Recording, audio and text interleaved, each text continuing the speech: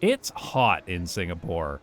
When I visited in July, it was over 30 degrees every day, and the humidity made it feel closer to 40. But despite the weather, I was able to walk around outside for hours at a time and travel all over the city by public transit without any problems due to the heat. And that's because Singapore is extremely well designed for traveling around in hot weather, and I really wish more cities were designed this way. The underground metro stations in Singapore are air-conditioned, and so are the trains and the buses. There were many times when the metro station I was going to was directly connected to a shopping mall or a series of indoor paths so that I could get to where I was going without going outside at all. When I did need to walk outside, there were almost always covered walkways along my route. I saw these all over the city. It's genuinely amazing how often when walking, even in suburbs and towns far from the city center, I was under paths like these that were sheltered from the sun.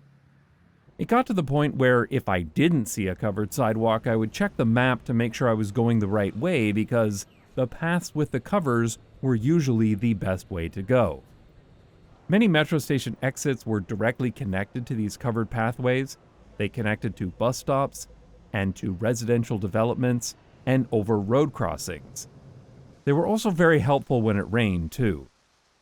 Some of these covers had vines growing on them, which made them look even better, but also improved the cooling effect as well. And many buildings had their ground floors set back from the road so that people walking here were covered by the floors above. These were similar to the buildings in Taipei, but in Singapore they were a lot more common. There were also lots of buildings that were open to the air, not just older buildings, but new developments as well. Instead of AC, these places were cooled with fans. It seems like ceiling fans are a forgotten technology in the West, as they're very rarely used. And yes, I've seen the Technology Connections video. But in Singapore, there were lots and lots of fans, and they worked really well. They even had fans in their new metro stations. These places were already air-conditioned, but the fans made a huge difference in making it feel cool, which means they could also use less air conditioning without affecting comfort. And while some of these fans were very big, they were not big-ass fans brand fans. The most common brand was Space Fans, based in Singapore. Fans like these provide a consistent breeze, which is really nice. So despite the heat, I often preferred outdoor places with fans rather than indoor places with air conditioning.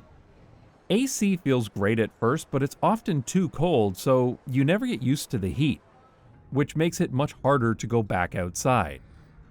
It is possible to be comfortable in very warm temperatures, but it takes at least 2 weeks for the human body to acclimatize to hot weather. So if you're always in an air-conditioned space, you never get used to the heat. This is why I always roll my eyes when Americans start bragging about how it's hotter where they live. Yes, we're all very impressed that you go from your air-conditioned house to your air-conditioned SUV to your air-conditioned office. I was really amazed, though, how easy it was to travel around Singapore, and how everything was designed to make it comfortable to travel around without a car, even in a city as hot as this. So, is Singapore peak tropical urbanism? Well, it's complicated.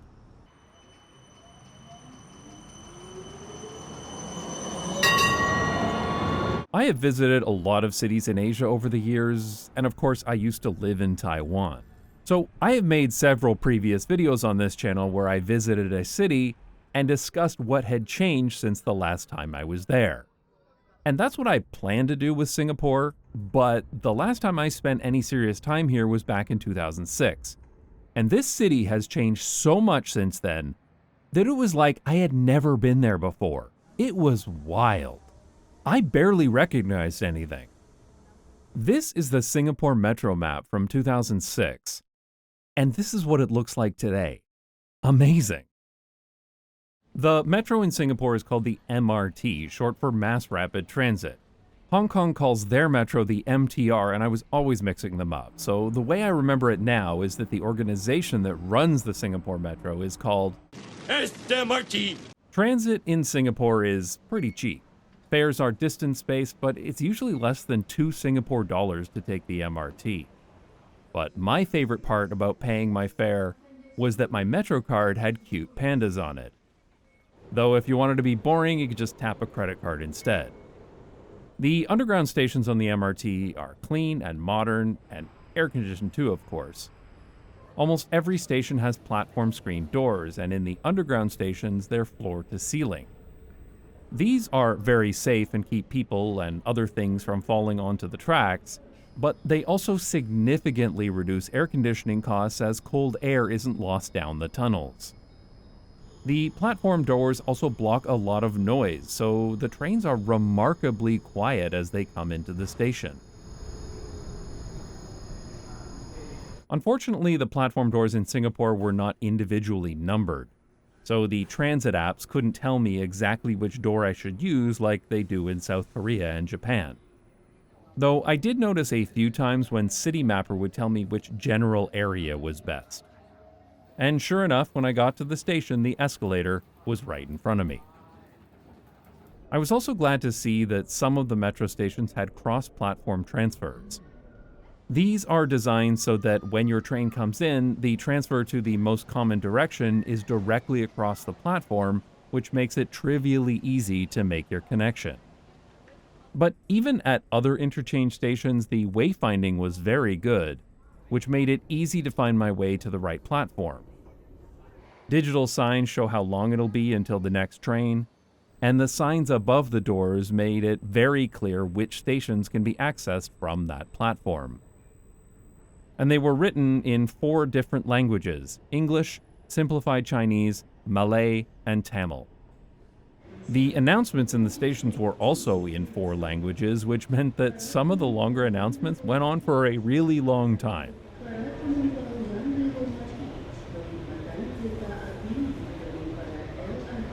On the train, the screens were very clear too.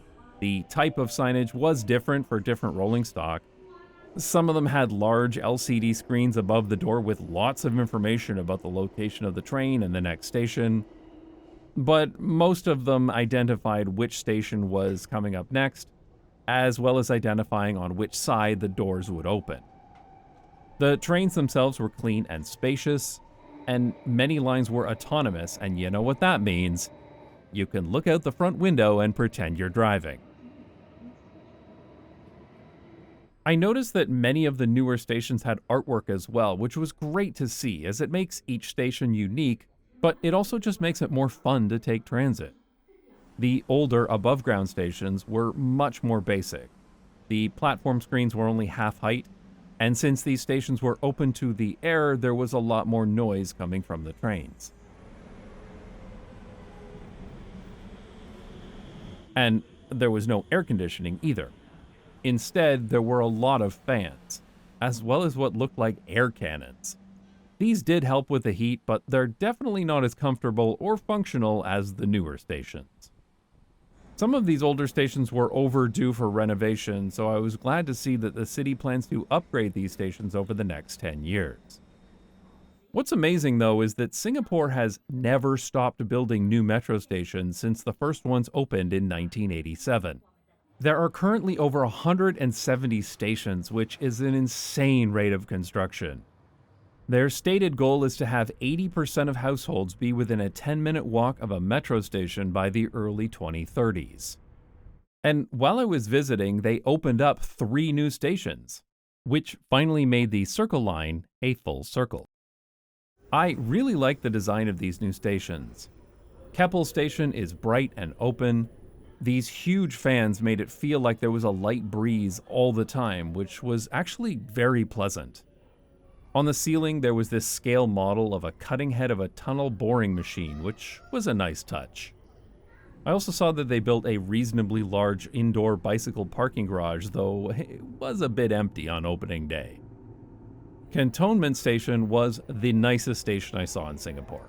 It was built under an old railway station, and the design was made to look like a train station, complete with a large circular clock and these screens that looked like stained glass windows. The third station, Prince Edward Road, required a more compact design, with the 2 train platforms stacked on top of each other. These were designed this way due to space constraints, but they also built them so that a cross-platform transfer to a future line could be built on the other side of the platforms. It's great to see that they're planning for easy transfers to a new metro line that doesn't even exist yet. This station has a nautical-inspired design, with the wall in this hallway resembling the side of a wooden boat, and a water-like wavy pattern in the ceiling. It looks even better in person. These 3 new stations are located along a very wide and busy road, which normally wouldn't be great. But the reason these stations were put here is because it's next to an old port facility that is being decommissioned and turned into mixed-use development. So this is transit-oriented development done right.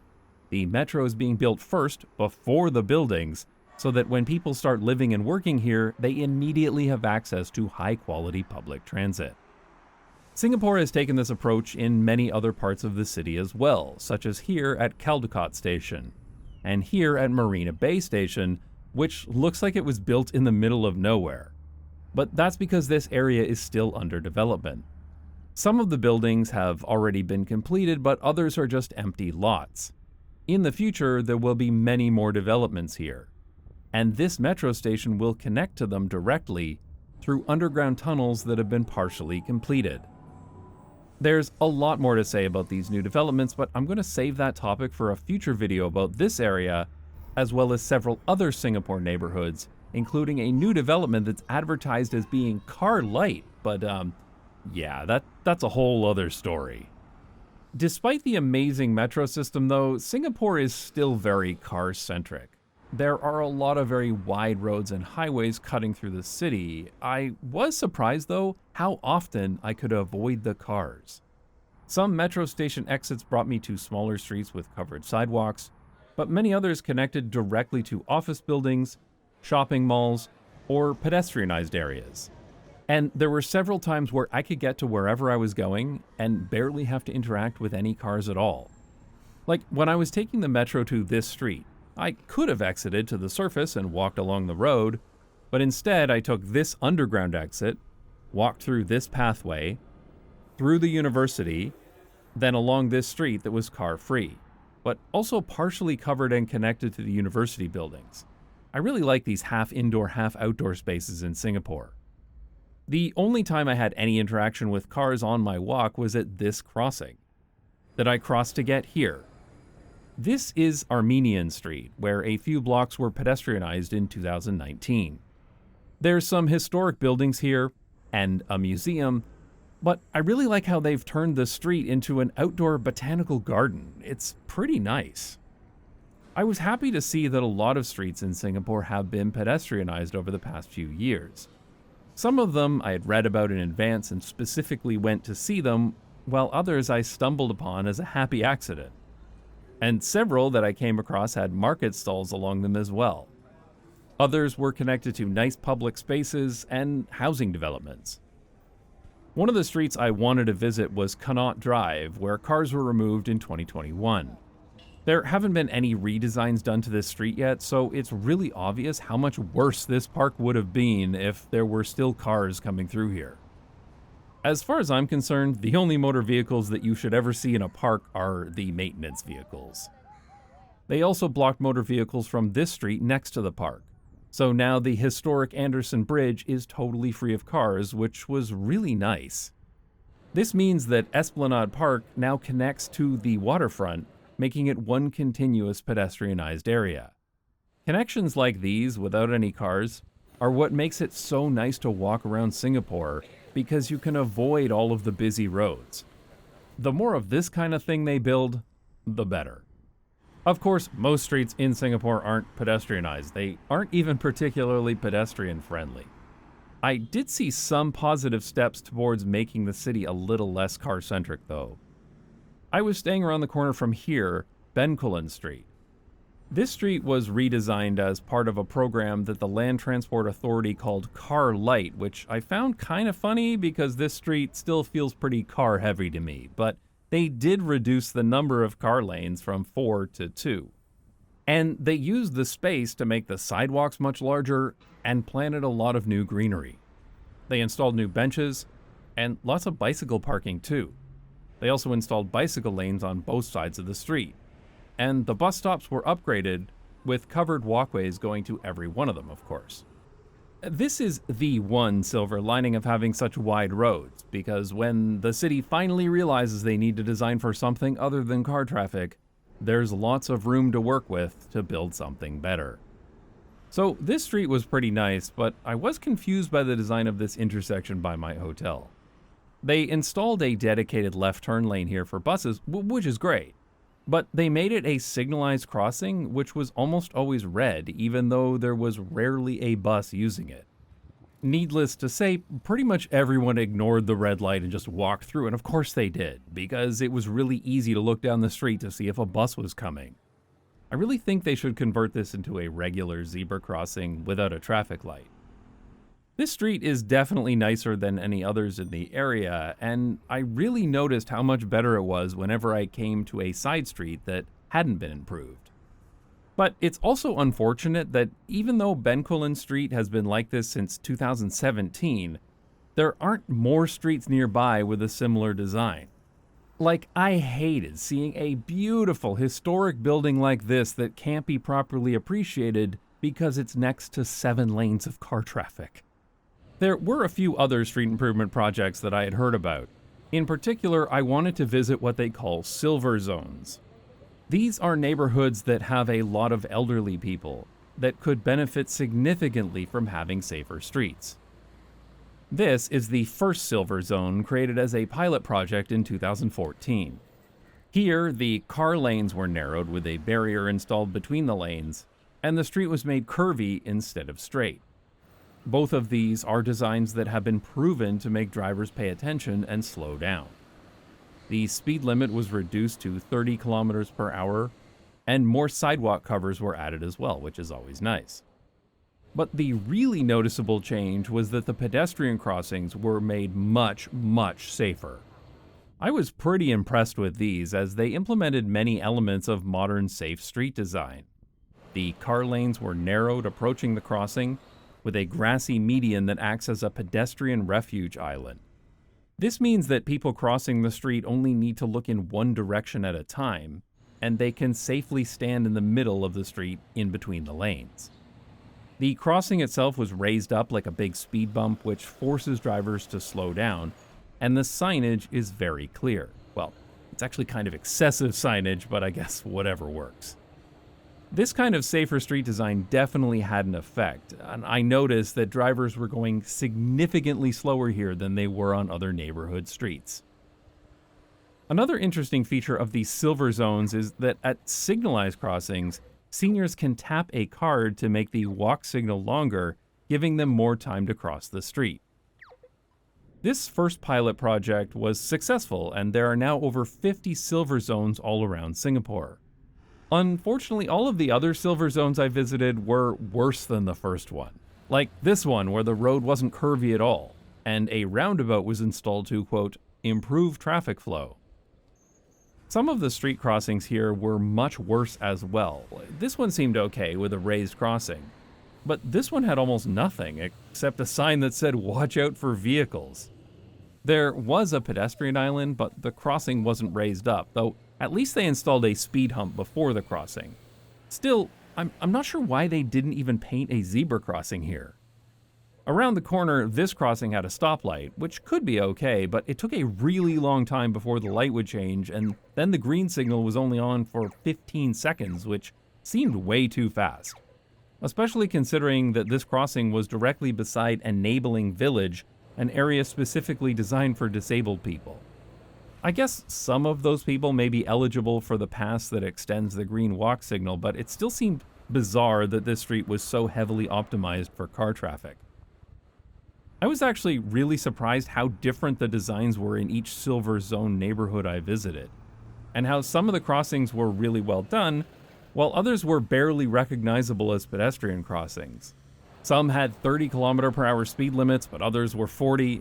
I really wish that Singapore had built all of the silver zones closer to the standard of the first one, or even better, if safer street design was just part of the normal street design guidelines. Seniors are more likely to be killed by cars, but they're not the only ones who would benefit from safer streets. I suspect that it was done this way though because the idea of a special zone to protect the elderly was a lot easier to sell to car drivers.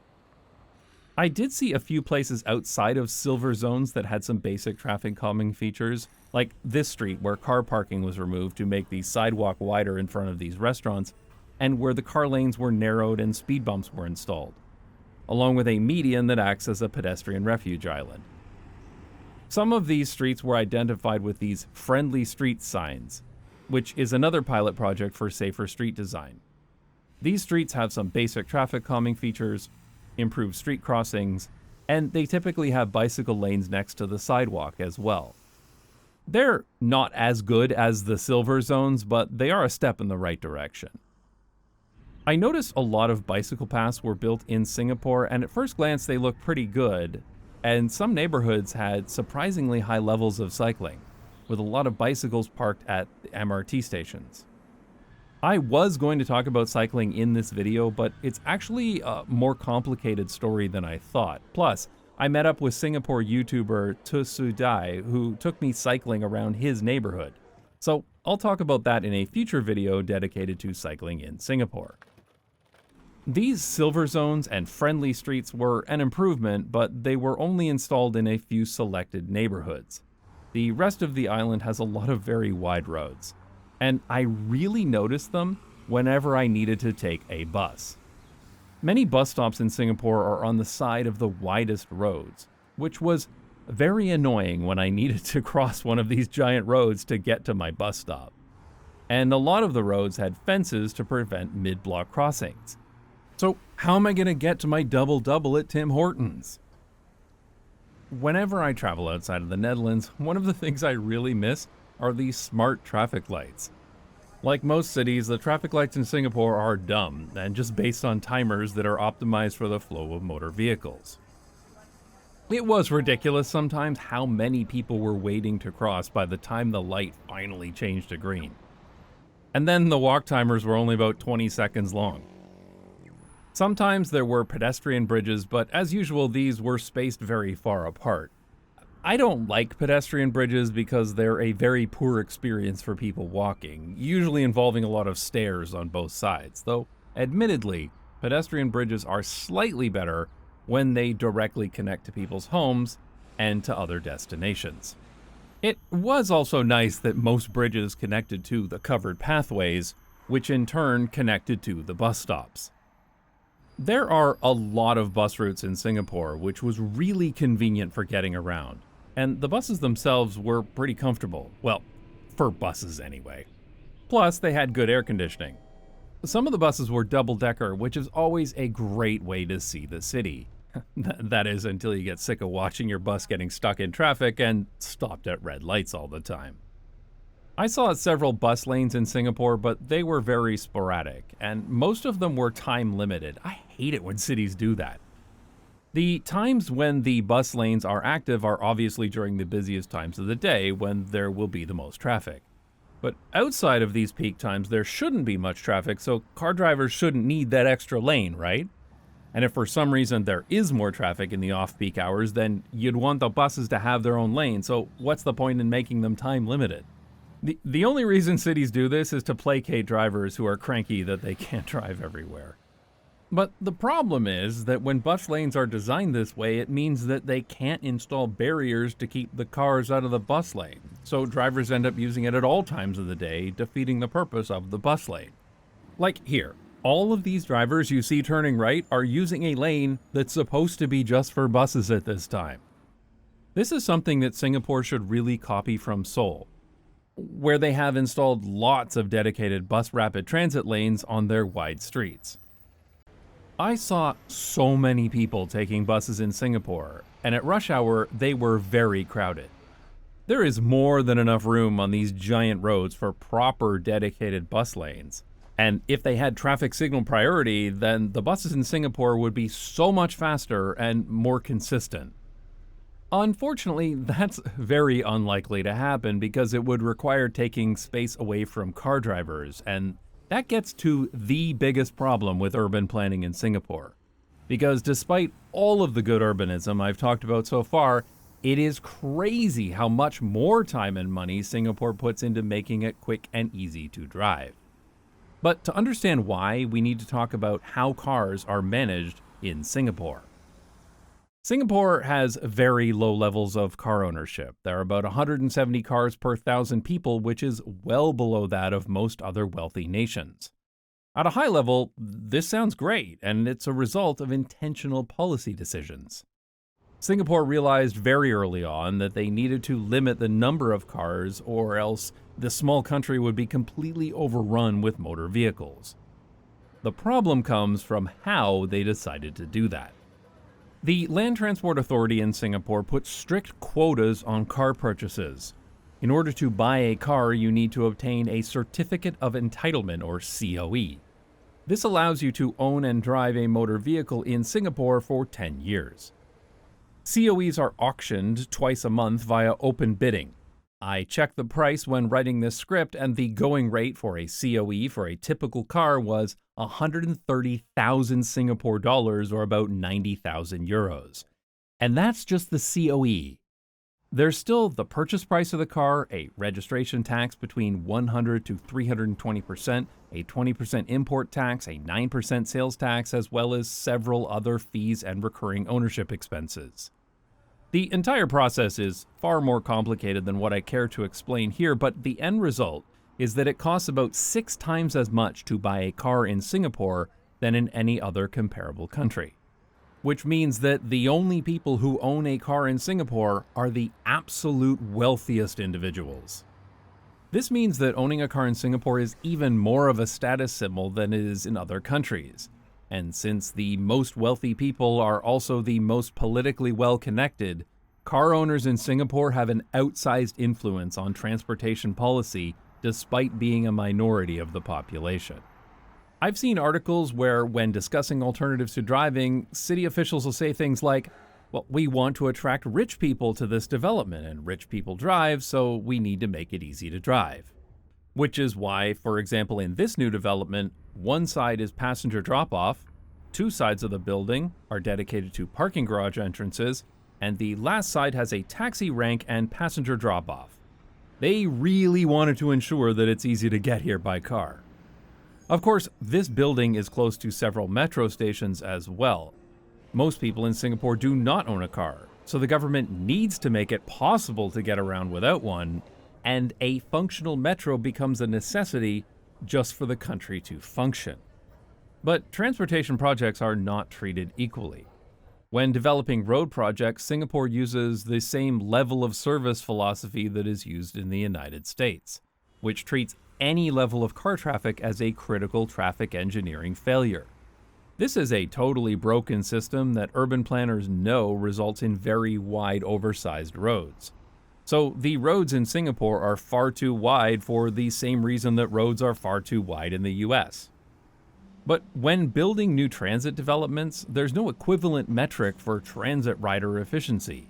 Instead, most transit projects are built based on how many people they can transport for the lowest price per capita, which is why the buses are completely rammed full at rush hour, while the roads sit half empty most of the time. And it's why 12% of Singapore's land is dedicated to roads and highways, which consumes almost as much space as all of the housing in the entire country. Plus, that number doesn't include all of the space taken up by parking garages, of which there are many. It also means that despite the amazing metro system, it is still often faster to drive in Singapore than it is to take the metro, because while the country is continuing to invest in metro projects, they spend even more on building car infrastructure. So the whole country is highly optimized for driving, and there's almost always a place to park when you get to your destination. I recently made a video about how Amsterdam is reducing the amount of cars in the city by blocking off certain roads to car traffic, removing parking spaces, and making walking, cycling, and public transit the better alternatives. This achieves their goal of having fewer cars in the city, but applied much more evenly, and they don't give wealthy people the option to buy their way out of it. It still makes sense to make driving more expensive through congestion charges and other financial disincentives, because the cost of car infrastructure and the negative externalities of motor vehicles are extremely expensive for cities, so they need some way to cover those costs. But financial methods can't be the only way to reduce the use of cars in cities, or you end up with a situation like Singapore. Of course, restricting car traffic in any way is always politically difficult. Car drivers are highly privileged pretty much everywhere, and they become accustomed to decades of subsidies and pro-driving policies. So it's not surprising that most cities don't have the political capital to design their streets like Amsterdam. But those political barriers are astronomically higher in Singapore, which is why I'm even more impressed that they've made the changes that they have. Singapore is a strange place, and I didn't even get into the controversial stuff. But with respect to transportation, this is a country with a split personality, with two totally different sides that almost never interact. There's one side seen by drivers, with wide roads, giant highways, and ample parking wherever they go, and another side seen by metro riders, with air-conditioned underground pathways, covered sidewalks, and car-free access to many destinations. Meanwhile, bus riders and cyclists are awkwardly caught in the middle. I'm not really sure what the future of Singapore will bring. It seems unlikely that they will make any meaningful steps towards becoming less car-friendly. But their metro construction is seriously impressive, and they're an amazing example of how to build walkable infrastructure in a city with very hot weather. I suppose in many ways this is the story of Singapore. It's a country where a lot of things are really great, and it can seem like one of the best places in the world, as long as you pretend that the dark side of it doesn't exist. I love great public transit though, and I think it's the best way to explore a city, which is why I created a public transit travel show called Day Pass. On each episode of Day Pass, I spend a day exploring a city, visit some interesting cultural and urbanist locations, all while riding as much public transit as possible. I recently got back from filming 6 new episodes across several cities in Asia, but in the meantime, you can watch the first season of Day Pass on Nebula. Nebula is a subscription streaming service that's owned and operated by creators, not venture capitalists, private equity, or big tech, which is why Nebula can afford to support creators and provide them with a platform to make the videos they want to make.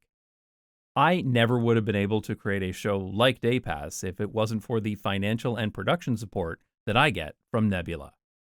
When you sign up to Nebula, you not only support this channel and get early access to all of my future videos, you also get access to thousands of videos from over 250 other talented creators, all without any ads or sponsorships. You'll also get access to Nebula Originals, which includes unique shows like Day Pass, but also documentary films and many other videos that are only available on Nebula. Nebula also has gift cards, and my Dutch viewers will be glad to know that you can buy them with Ideal. You can even send one to yourself if you just want to try Nebula without using a credit card.